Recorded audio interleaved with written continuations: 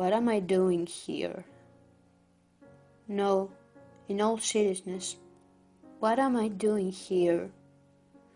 You know how everything makes sense until you reach a certain age, and then every rational cognitive bit of it is sucked into a chaotic vacuum?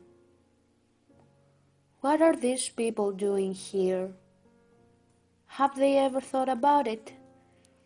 Is this naiveness or naivety or any other word the Berlin Wall of linguistic intellectuality will crash into people's minds and drive them into oblivion?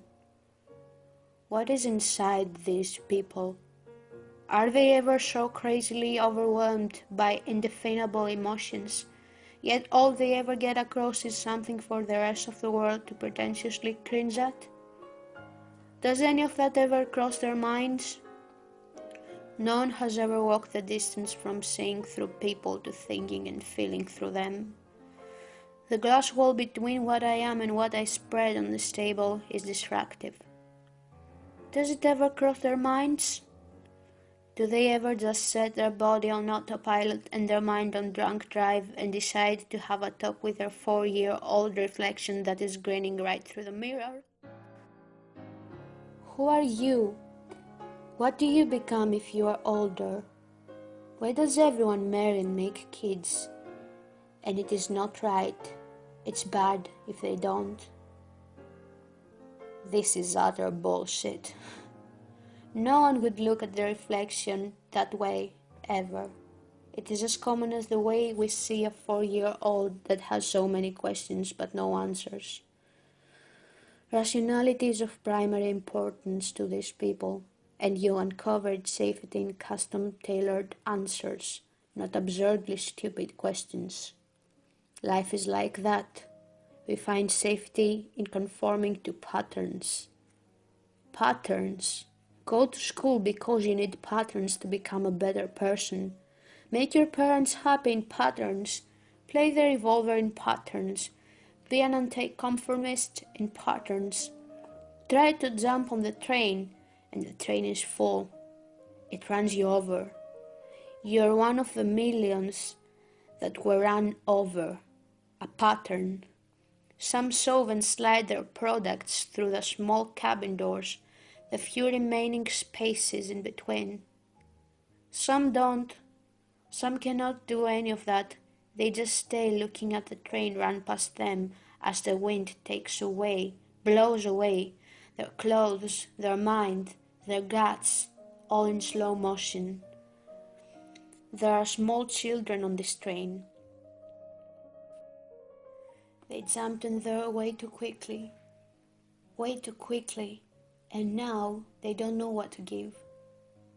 They have nothing to give, and their hands are empty. No one showed them how. Now all they've got is a collection of pity-patting on their bony backs. The lucky ones will have made it by the end of the route. And it's something, but no one really knows what this accounts for. The flocks of people in the train station sometimes run away, only right after a single clothing item is blown away. Their senses are awakened. They hastily live through their manuals, and the warm feeling of safety overwhelms them. They tried, they really tried. They have now possessed their viable reassurance in multiplying their 4-year-old reflections. They can now multiply their egos. They can duck their heads back into the ground and drink, feed, take and give from their shores of life. No other flamingos will be able to see them, and they won't either. No one can judge each other. They are safe. They are bracing for someone, something. Evolution, that's the word. Getting stronger. But will their heads stay down there forever? They won't bother thinking about it. Sleep is closing their lids and everything is all right. They have found safety. The teacher up there smiles in approval. And the kids in the train are dying. Some of them are biting their nails nervously, ridiculously, manically. The graceful figures won't tell you about the destination. That's another sticky little secret. The floor is now filled with anxiously bitten bits of nails. A magic thorn wipes and burns them away. Some random starving child reaches out and attempts to open with a stretched arm the door for the magic cabin. They might find more than something to eat, after all. Some other tall figure slaps their hand away. It is too high for the naive kid to reach out there, anyways. A dramatic piano note echoes around the train, and the musician murmurs that what you get is just mathematics. The children are currently dead. They won't have to suffer till the end of the risky road, even though what they've just seen is only a fraction of everything. Their asses slip through the bottom of the train magically. Then someone laughs as they relish the memory of what their artistic faces used to look like.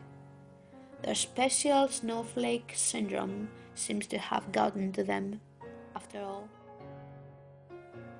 Get back to where you once belonged, the trained musician sings. A skeletal hand is resting on a bony thigh. Between curiously entwined fingers are slipping the pieces and bits of a photo. The Berlin Wall has been fed again. It is growing stronger and stronger day by day. It's doing so well right now. The skeleton doesn't know that yet, so maybe, tearing that photo would do something. All glances are thrown, but no one really puts their mind to it. The skeleton doesn't look like a kid's skeleton, so there's probably something more to it than stupidity. You do lose things along the way, skin, flesh, personality, but it's okay. You look like you have made it, and it counts. You are a responsible adult. And the skeleton starts leafing through their own digital manual, stares at the lanky fingers, grins at the musician, then questions, "What am I doing here?"